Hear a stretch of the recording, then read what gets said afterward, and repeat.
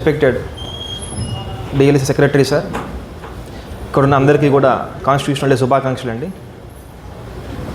So 1949 November 26న for the first time మనకి independence వచ్చినాక కాన్స్టిట్యూషన్ని అడాప్ట్ చేసుకున్నాం. మనం 1949లో కాన్స్టిట్యూషన్ ఫోర్స్లోకి రాలేదు, అడాప్ట్ మాత్రం చేసుకున్నాం.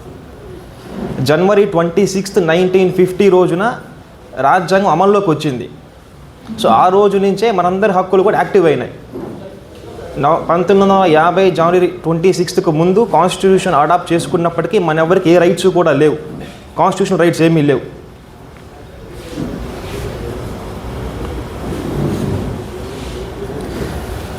మనకంటే ముందు ప్రపంచంలో చాలా దేశాలకి రాజ్యాంగాలు ఉన్నప్పటికీ మన రాజ్యాంగం స్పెషాలిటీ ఏంటంటే it is the lengthiest constitution.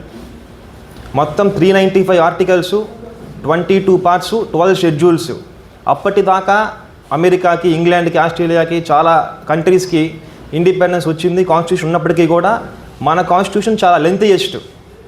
అంటే చాలా చిన్న అంశాలు, సూక్ష్మమైన అంశాలు కూడా దృష్టిలో పెట్టుకొని మన భారతదేశ ప్రజల కోసం వాళ్ళు ఎన్నో ఆర్టికల్స్ దాంట్లో పొందుపరిచారనమాట. సో మన కాన్స్టిట్యూషన్ తయారు చేయడానికి టైము 2 years 11 months 18 days. అంటే ఇంచుమించుగా 3 సంవత్సరాలు పట్టింది మనకు ఏ రైట్స్ ఉండాలా అని చెప్పేసి.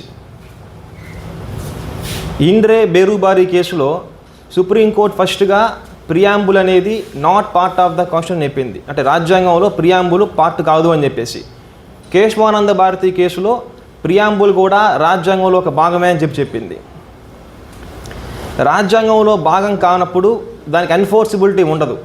ప్రియాంబుల్ ఎన్ఫోర్సిబుల్లా కాదా అనే అంశం రాజ్యాంగంలో భాగము అని చెప్పినప్పటి నుంచే ప్రియాంబుల్ ఎన్ఫోర్సిబుల్ అవుతుంది.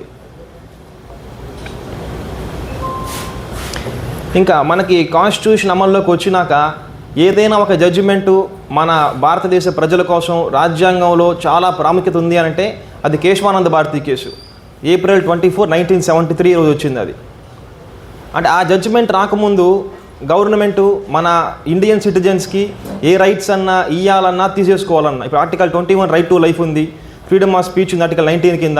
గవర్నమెంట్ వాళ్ళకి ఇష్టం వచ్చినప్పుడు ఆ రైట్స్ని మనకు కర్టైల్ చేస్తూ ఉంటుంది వాళ్ళకి ఇష్టం వచ్చినప్పుడల్లా. ఈ జడ్జిమెంట్ వచ్చి నాకు ఏంటంటే ఫండమెంటల్ రైట్స్లో మోస్ట్ ఫండమెంటల్ రైట్స్ అంటే ఆర్టికల్ 21 రైట్ టు లైఫ్ ఏ పరిస్థితుల్లో కూడా దీన్ని కర్టైల్ చేయకూడదు అని చెప్పింది కేశవానంద భారతి కేసులో. సో రాజ్యాంగంలోని కొన్ని అంశాలని ప్రభుత్వం మార్చలేదు, అంటే అమెండ్ చేయలేదు.